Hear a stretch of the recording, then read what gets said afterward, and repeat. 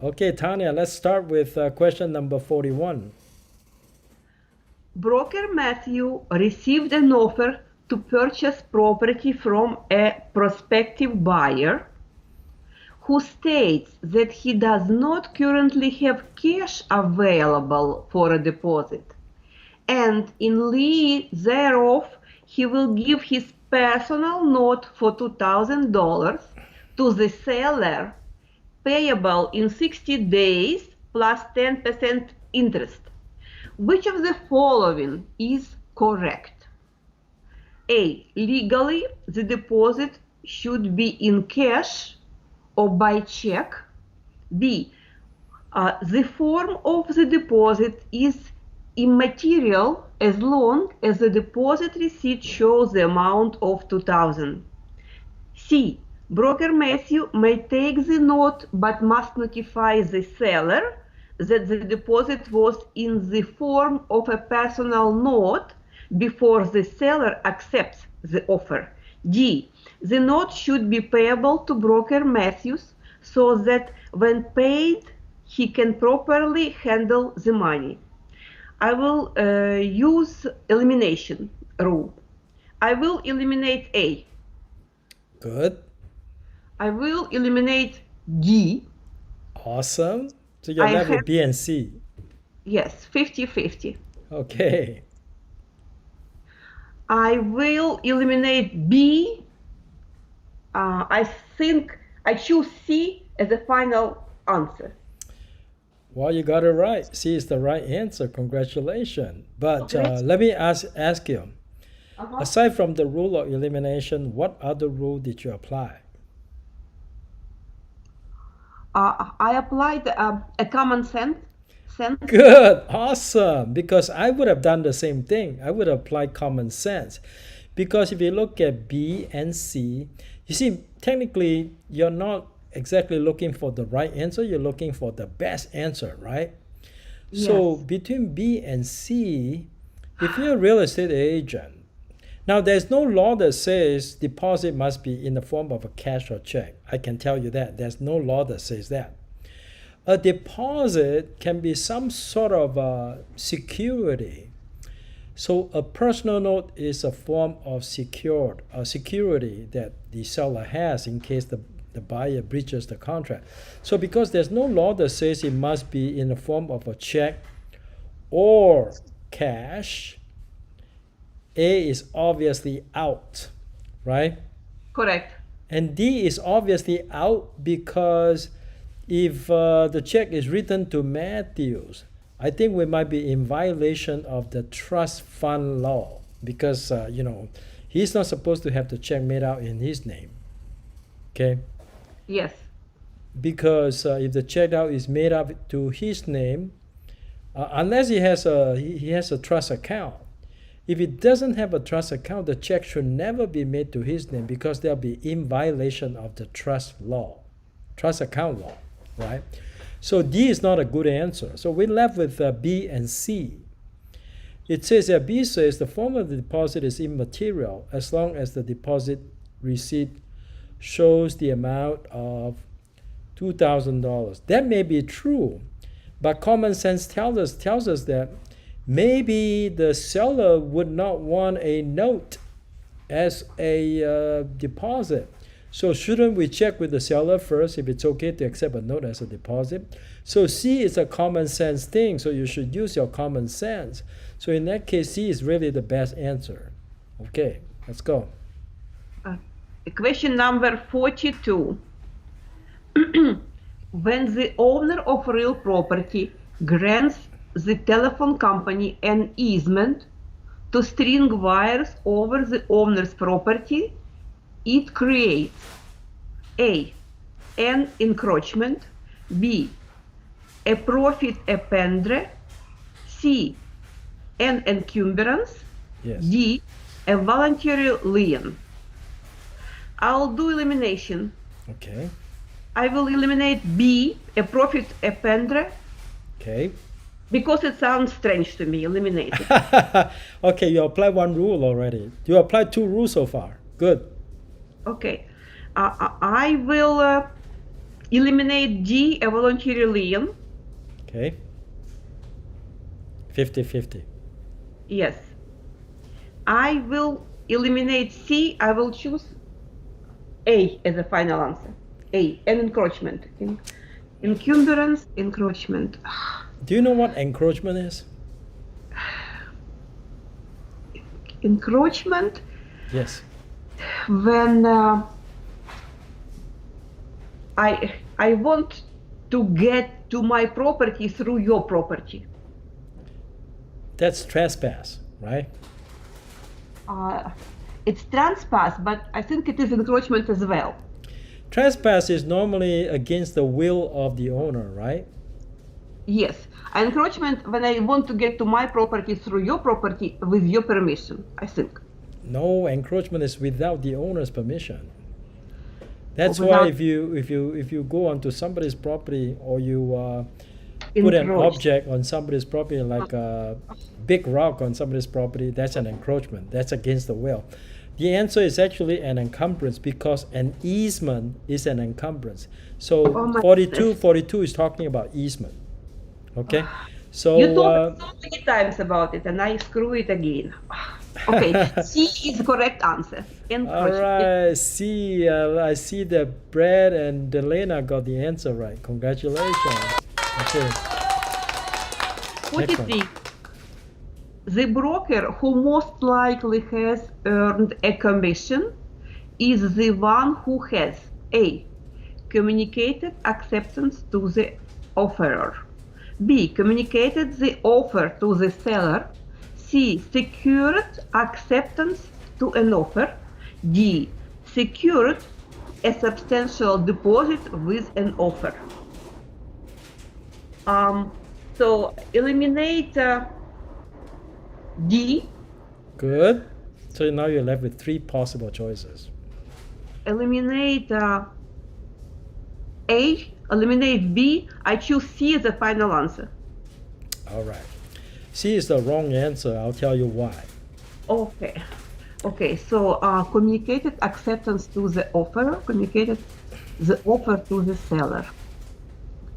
Okay. Explain. All right. You see, in what situation would you have a binding contract between the buyer and the seller? When they accepted. No, Everything. when the acceptance is communicated to the offeror. Even if, let's say, for example, you're the seller's agent, you received an offer from the buyer, right? And then you were very happy because it is an above full price offer. So you send it to your seller signed it, right? Yeah. Before you were able to communicate the acceptance to the buyer revokes the offer. Now you don't have a contract, right? Yes. So you don't have a contract until you have communicated the acceptance to the offeror. Now, the only way an agent is going to make it's not the only way, but the closest to an agent earning a commission is when there is a binding contract. B does not result in a binding contract. C, you just secure an acceptance, but it's not communicated to the offeror yet. So C does not result in a binding contract. D, secure a substantial deposit. The amount of deposit does not make it a binding contract. So B, C, and D, none of these result in a binding contract except for A. A results in a binding contract. So that's why it says a broker who most likely has earned a commission is the one who has secured a binding contract. Got it? Yes. All right. So A is the correct answer. that's A. right. Remember, B, C, and D does not result in a binding contract. A does. Okay. All right, Brad and Delena. Okay. Okay. 44. 44. buy- Okay, 44. A buyer entered into a purchase contract on a false material fact received through the broker. Upon discovering that the material fact was untrue, the buyer cancelled the contract. If it could be shown that the broker had relied on the seller's information regarding the material fact as being true and had no reason to believe otherwise, the broker would be entitled to A. No commissions, B. Damages equal to the buyer's deposit, C. A full commission, D. 1/2 of the agreed commission. All right. So I'll eliminate A, Okay. Sounds pretty good. eliminate C, no full commissions, I'm pretty sure. Okay.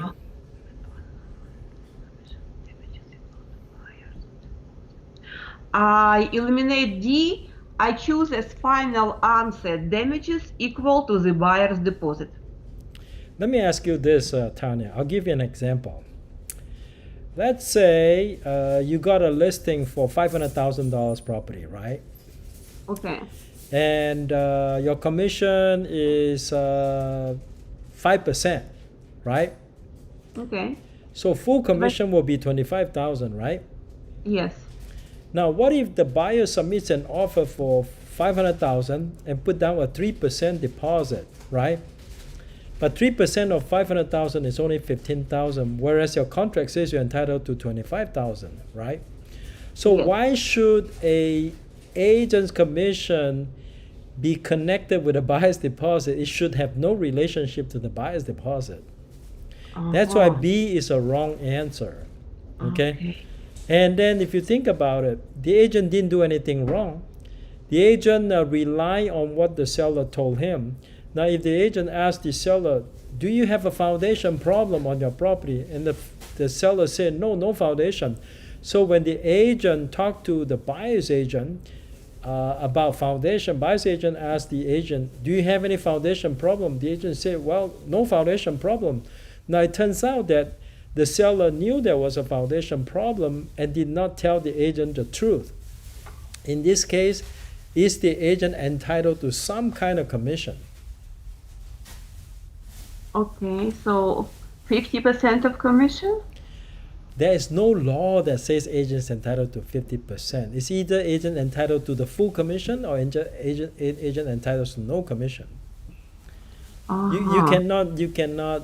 Well, in this case, have you ever come across any law that says that in this case the agent only entitled to 50%? No, never. So the agent is either entitled to full commission or no commission, right?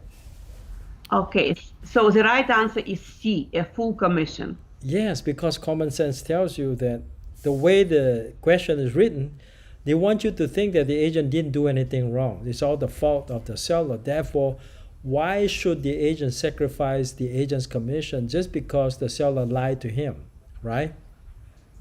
Yes. Got it? So the correct answer is actually C, a full commission. Okay. All right, next one. Thank you. 45. Title to real property may be insured for the grantee by securing a policy of title insurance, a recording of the deed, C, certificate of title, D, guarantee of title.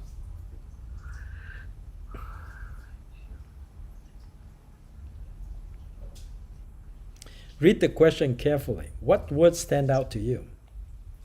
Title to real property may be insured for the grantee. Insured for grantee. Common sense. Use your common sense.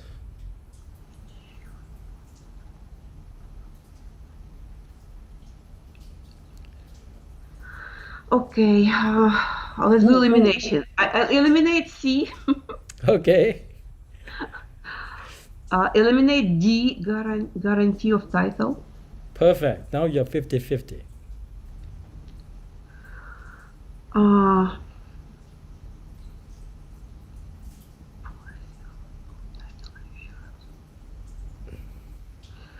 I want to choose B, but A sounds maybe correct, so I don't know.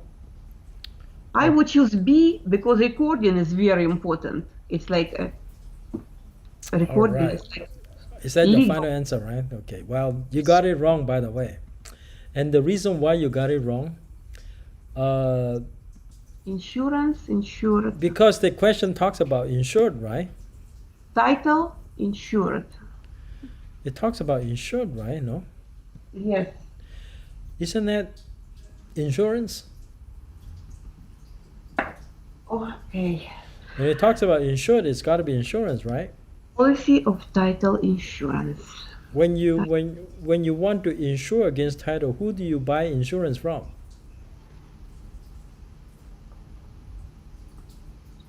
You buy insurance from insurance company, right? Yes, title. And when you buy insurance from insurance company, they issue you what? Policy of insurance, right? But since it has to do with title, it's got to be policy of title insurance, right? Yes. Recording of the deed does not insure the title against losses. Because what happened if you record a deed, but before the deed was recorded, there were many conveyances before this particular deed. What if something went wrong in the previous conveyances? How are you going to insure your title even if your deed is recorded, right? So therefore, the correct answer is actually A. Congratulations to Brad and Lena. All right. Okay, Let's go on to the next one. An agency relationship may be terminated in which of the following ways? This is easy. Lease pendants, estoppel, C. Completion, D. Tour de force. Apply all your rules. Elimination. Okay. Eliminate. An agency relationship may be terminated. I eliminate A. Okay. Eliminate C. Okay. It should be estoppel or tour de force. Well, first of all, do you know what tour de force is? Not really, but I think. Well, no. You don't go by feeling. Go by my rule. If you see something that is not familiar, what do you do with it? Eliminate. That's right. So you eliminate A, you eliminate D, you're left with B and C, right? So I choose estoppel as a final answer. Okay, what is estoppel? It is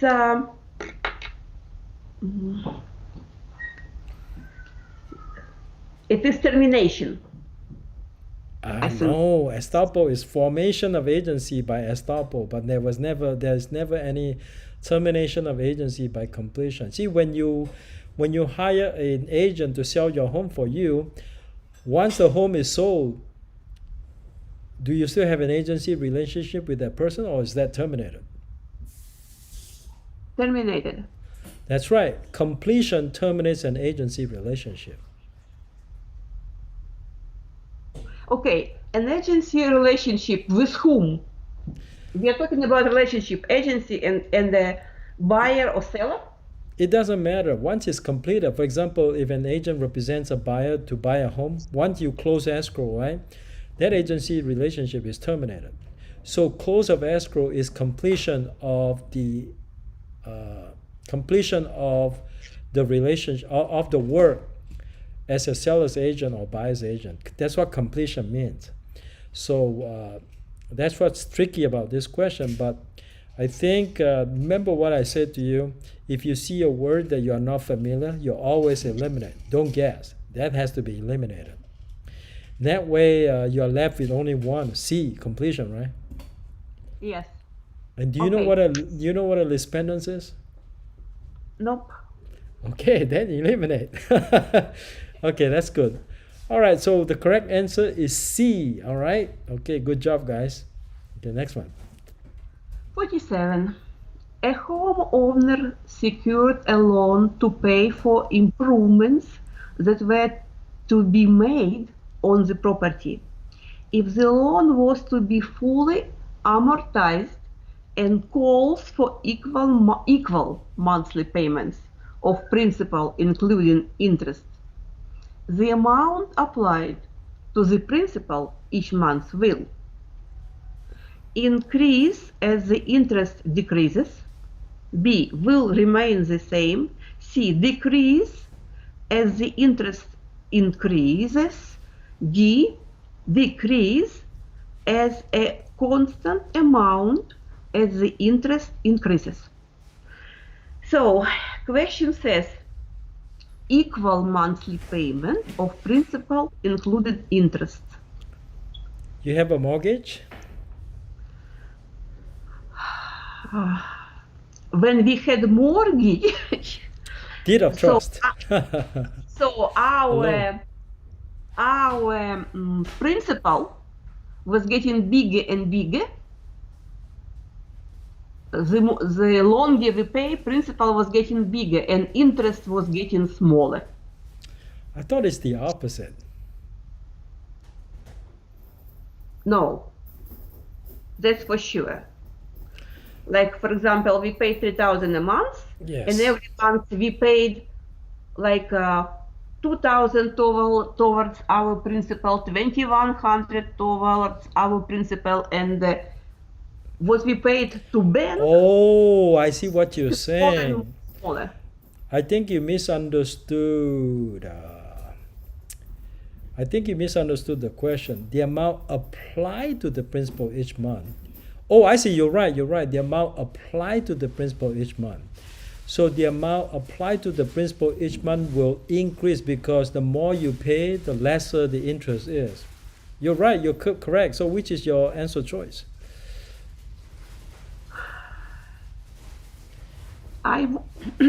If I choose like I had when we had a mortgage, I would choose A as the correct answer. Ah, perfect. You got it right. So the more you pay, the more money is allocated to the principal because the interest will decrease as time goes, right? Yes. The interest portion will become smaller and smaller. So the answer choice is A is the correct answer. So congratulations, Tanya and Brad and Delena. Okay, 48. A real estate broker advertises that he will give a seller a $50 credit in escrow from his commission to any seller who lists with him. He will also pay $50 to any buyer who purchases a property through his. This type of advertising is A, illegal, as it is a restraint of trade. B, legal, if disclosure is made to all parties to the transaction. C, prohibited, if this is a res pa transaction. D, legal, since the amount offered is less than $100. So I choose common sense and choose A as the final answer. A. A is your final answer? Yes. Remember, there's a rule that says if you see something strange, you eliminate. What's a restraint of trade? Have you ever learned that in your book, or did you see it in your book or in my video? Okay, so illegal as it is a restraint trade. Restraint. It's a little bit strange. Well, first of all, remember there are 5 rules. One of the rules that says that if you see a term or word that looks so strange, you never saw it in the book or in my video, shouldn't you be eliminating that? Right? Okay. So it is gone. So it is gone. It's gone, Yeah. right? Okay. So then I will eliminate D. Legal. Yeah, D seems very strange. Where did they come up with $100? Is $100 the dividing line between legal and illegal? There's no such law, right? So D is one of those odd answers. So you eliminate that. So you're left with B and C, right? Yes. Okay. All right. B and C. So, for example, B, legal if disclosure is made to all parties to the transaction. It sounds strange. It's Okay, well, between B and C, look at C, all right? It says prohibited if this is a res pa transaction, right? Yes. What does res pa prohibit? Res pa prohibit kickback, right? Remember res pa, it prohibits a kickback, correct? Okay. Do you still remember res pa? No. Okay, then shouldn't you eliminate C then? You should eliminate anything that you're not familiar with. Yes, so eliminate C, and the right answer is legal if disclosure is made to all parties to the transaction. So B is correct answer. B is actually the best answer. In real estate, we always learn that disclosure, disclosure, disclosure, right? If you do everything by disclosure, as long as you disclose everything, you are safe, essentially, in real estate. So B is really the best answer. So who's got it right? Leo and Delena and Brad, you all got it right. Okay, Tanya, apply the rules and you should get it right. Next one. Okay. 49. The maximum commission a broker may charge a seller for the sale of a residential income property is residential income property. A. That which is determined by the local real estate board. B. Set by real estate law. C. Negotiable between the seller and broker. D. Not more than 6% of the sales price. Okay. Apply the rule. Apply the rule. Elimination. Yes. I eliminate D because there is it's not a law, 6%. Correct. Okay, good. D. I will eliminate A. Okay. Eliminate B. I will choose C as a final answer. All right, let me ask you this.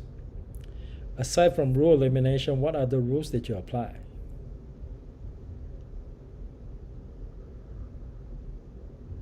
Did you apply common sense? Yes. Because isn't it common sense thing that commission is negotiable between the seller and the broker? Yes. And there's no law that says how much you can charge on a commission, right? Yes. Okay, congratulations. Answer C is the right choice. And Leo and Delena, you both got it right. Well, congratulations. Next one. 50. Under which of the following listings must an owner pay a commission even so he sells the property entirely through his own efforts? A. Exclusive agency listings. B. Exclusive authorization to sell listings. C. Non-exclusive listing. D. Restricted listing.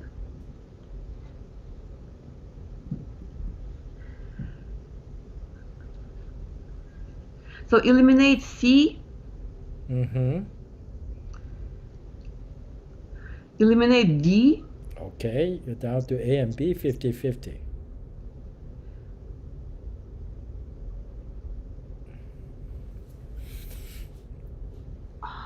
Okay, they are almost the same, A and B. Okay, I will eliminate A. I choose B as a final answer. Oh, you got it right, because an exclusive authorization to sell, it means it doesn't matter who finds the buyer. As long as it's an exclusive authorization to sell, the owner must pay the agent a commission, even if the owner himself finds a buyer, okay? So you got it right. B is the right answer. So I got Leo, Delena, and Brett all got it right. Congratulations to you guys. Next one. 51. A broker has an option to purchase a property, and the owner has employed the broker to sell the parcel of real property and to obtain a commission from the sale. Before the broker can legally exercise the option, the broker must A. Make a public notice of his or her intention to exercise the option. B. Put the necessary funds in escrow. C. Obtain the written consent of the seller. D. Give constructive notice to the seller. Elimination.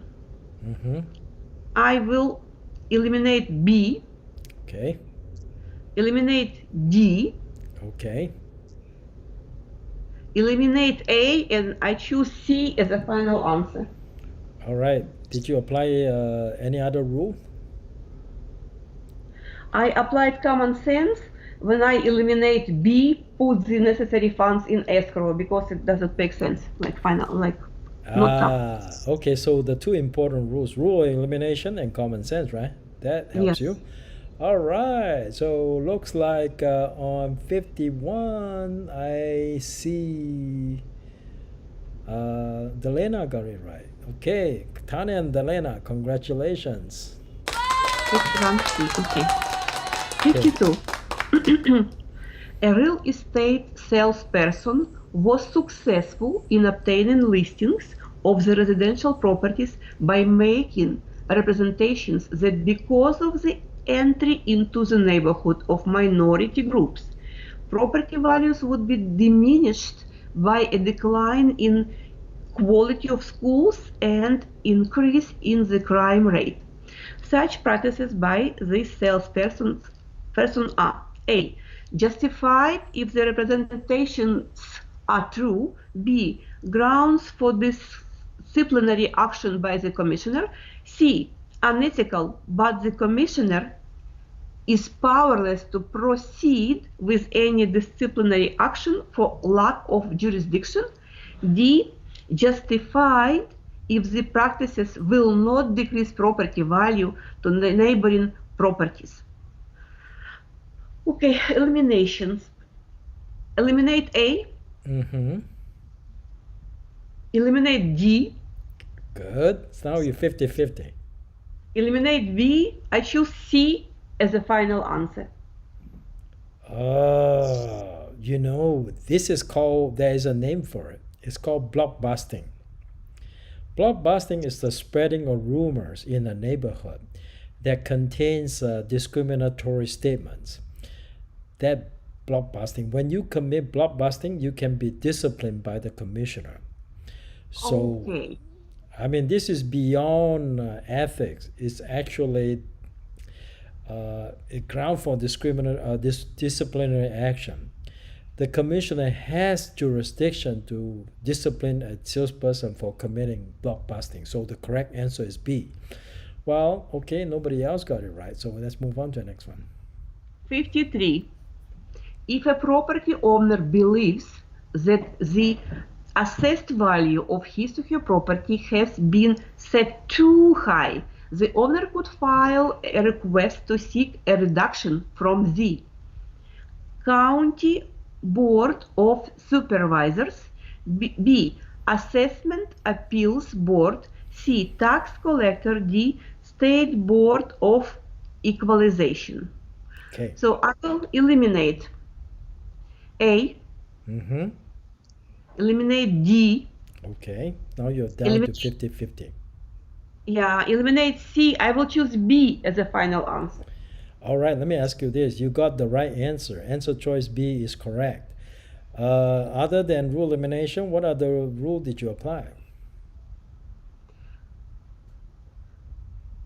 I common sense. Okay, common sense got it right. Yeah, I applied basically two rules: common sense and elimination to eliminate A. Mm-hmm. Common sense elimination, two rules: eliminate D, Yes. and just eliminate C because tax collector doesn't apply to this question. Good. Awesome. Good job. Good job. Keep going. All right, So 54. 53B, okay? Yes, 53. The answer is B. Okay. 54. A licensed real estate broker was successful in selling a home for a party with whom the broker has entered into an oral listing agreement. If there is no subsequent written verification of the oral agreement, the payment of a commission to the broker is A. Prohibited under the commissioner's regulations, B. Illegal Contrary. It's not country, it's contrary. and contrary to public policy, Yes. C. Enforceable in a court of law, D. Permissible if the seller elects to do so. Okay, eliminate. I will eliminate A. I Okay. will eliminate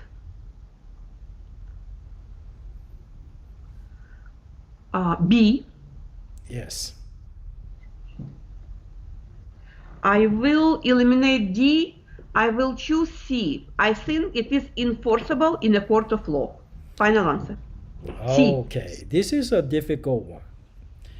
Yes. The law says all listing agreement must be in writing. A listing agreement that is oral is not enforceable against the seller. So when it says enforceable in a court of law, it is not. But if the seller decides to pay a commission to the agent, why would it be a problem? Not a problem, right? So I think that payment of a commission to the broker is permissible if the seller elects to do so. Okay, D. It's more of a common sense thing. Mm-hmm.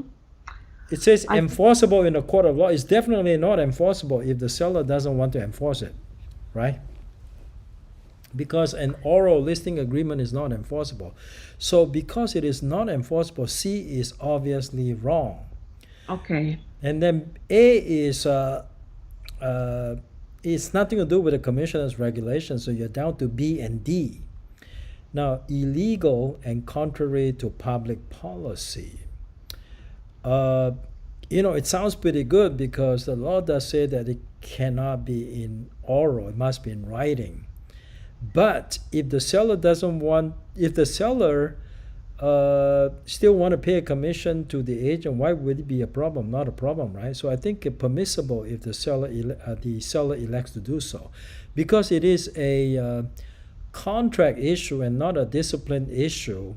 D is actually the best answer. If two parties to a contract, one party wants to enforce it, the other party doesn't want to, and if the seller doesn't want to enforce the listing agreement, then the seller doesn't have to pay a commission to the listing agent. But if the seller is willing to allow the commission to be paid, then there's no problem, right?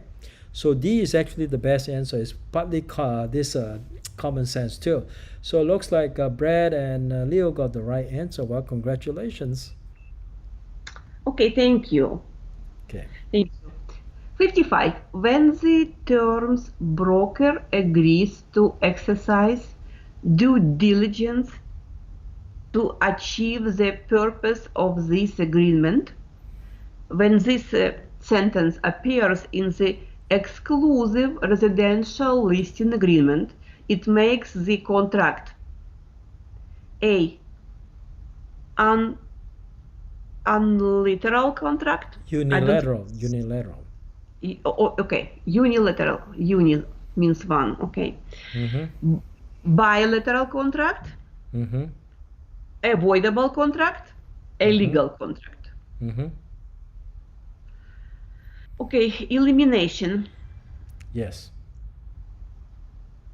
Eliminate A. Okay. Eliminate B. Okay. Eliminate C. I think D is correct answer. It is a legal contract. Well, actually, it's actually between B and D, right?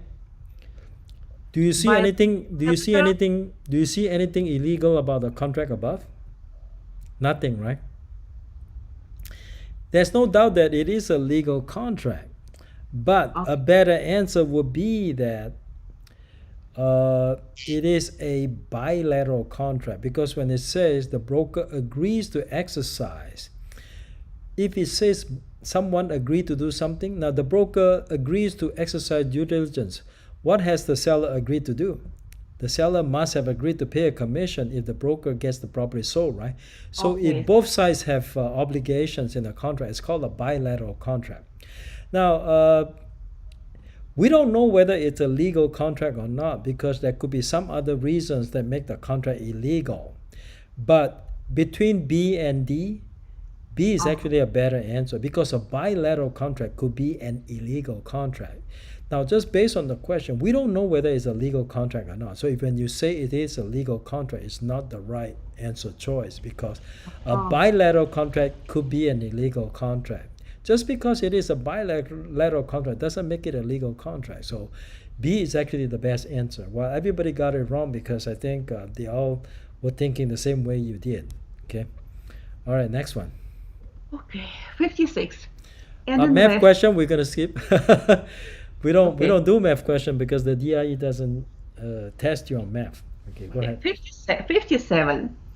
A clause in a recorded trust deed that allows a subsequently recorded loan or lien to have priority over it is known as a subordination clause, B, an alienation clause, C, an acceleration clause, D, a partial reconveyance clause.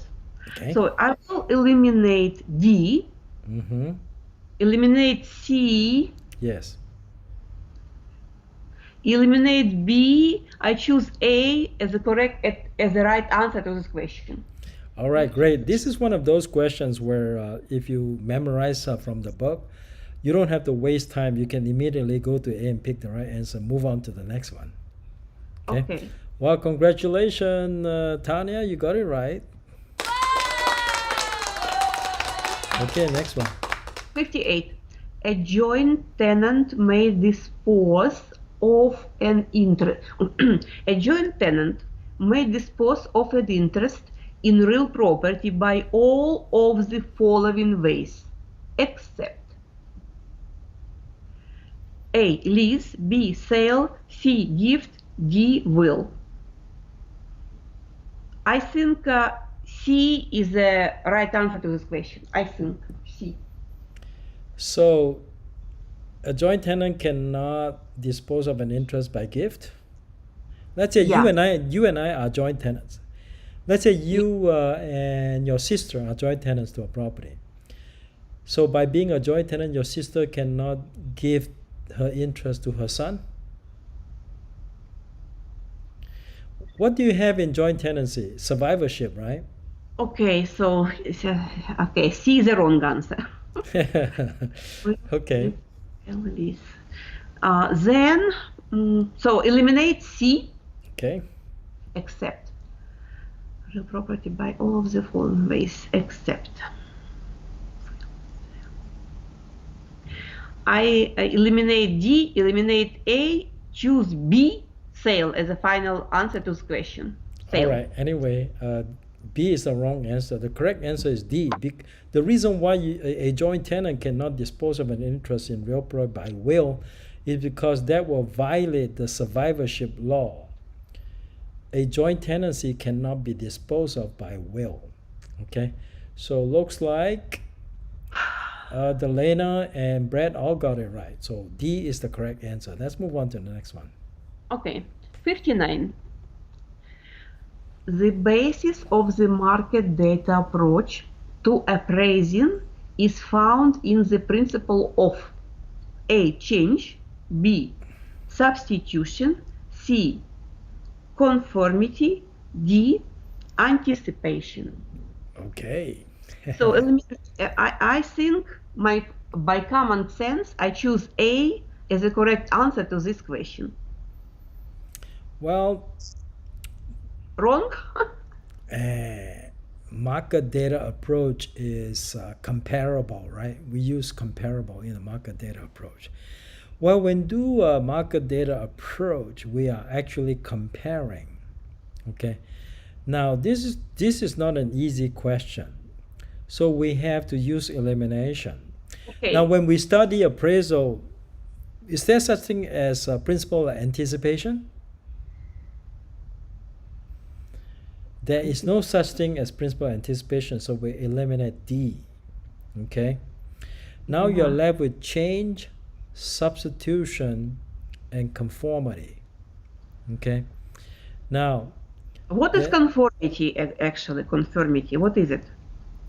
Conformity actually means that conformity has to do with if your neighborhood has architecture of a certain style, your style cannot be dramatically different from the rest of the styles of your neighbor's architecture. That's what conformity means. But market data approach has nothing to do with conformity. So you're left with A and B. But market data approach has nothing to do with change. So the best answer is really B, substitution, because when you're doing market data approach, you're trying to compare apple to apple. Okay, so I think the closest one is actually substitution. Even the substitution is not the best answer. It's not technically the correct answer, but B is actually the best answer, unfortunately. Okay, so it's a tough question, but if you use elimination, you arrive at B as the right answer. All right, let's move on to 60. To an appraiser, a definition of value is A, the relationship of a desirous person to the things desired. B, the ability of one commodity to command other commodities in exchange. C, the present worth of all rights to future benefits arising out of ownership of property. D, all of the above. Okay, D is okay. To an appraiser, a definition of value is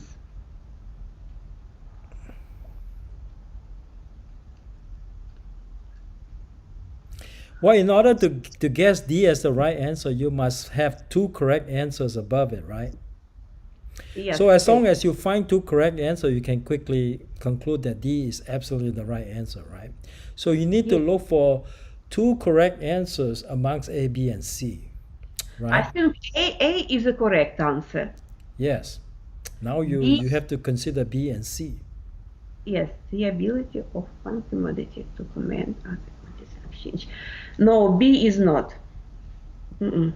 B is wrong. Okay.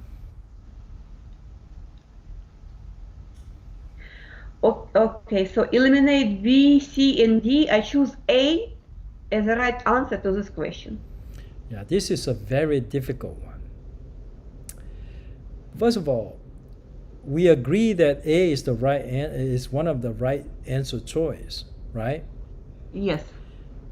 Now let's put aside B for a moment because B is a difficult concept to grasp. Look at C. The present worth of all rights to future benefits arising out of ownership of property. Isn't that the same thing as value? Because the thing that you own is got to have a present worth. Because when you own something, okay, it's got to have a present worth of all rights to future benefits arising out of ownership of property. That essentially is the definition of value. So you got A and C correct. Now B is very difficult. B, the ability of one commodity to command other commodities in exchange. That is in fact another definition of value. I would tell you though, this is 60 is an extremely difficult question. But anyway, we got the right answer. It's all of the above. Okay, so the answer is all of the above. All right, that concludes tonight's practice, and I thank you so much. I know you. It's a very difficult set, okay? So after this week, we got 2 more sessions, and then we're done. We got 61 to 80, and then 81 to 100. So 2 more sessions, and then we're done with all the practice exam review. If you like my video, please give me a thumbs up. If you have not subscribed to my channel, please remember to subscribe so you don't miss anything in the future. And if you like the content of today's video, do share it with your friend.